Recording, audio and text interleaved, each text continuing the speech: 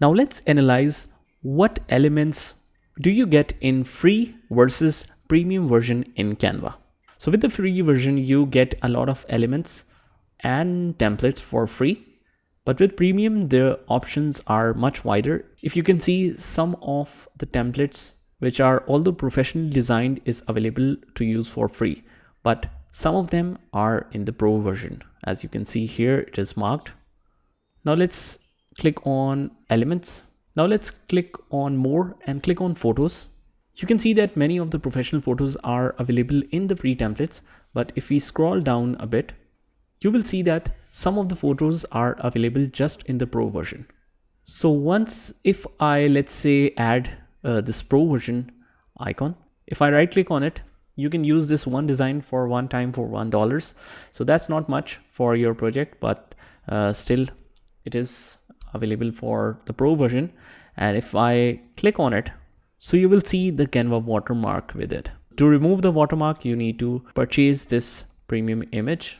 And even if you insert this premium image and let's say you want to continue with the watermark, still whenever you want to download this, you will see this, for example, JPG. And again, if you want to insert some shapes, let's go to shapes in the elements. So again, lots and lots of shapes are available for free, but some of them are marked as premium. For example, this one, you can remove the watermark for $2 in this image.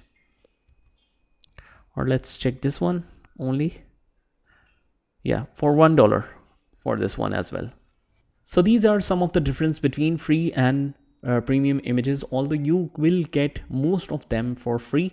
But still, if you want to download some more professional shapes and elements or images, you need to purchase that image or that particular shape for $1 each.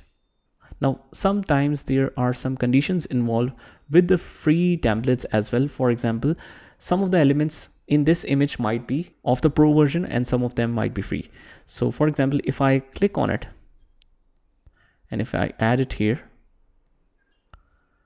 all of these images are free, but sometimes it is the case that the design is free, but the image is not.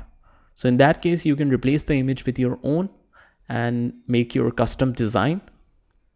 So you can just simply use the template and ignore the image that is of the premium version. Simply replace that with your own image and you have your custom design ready.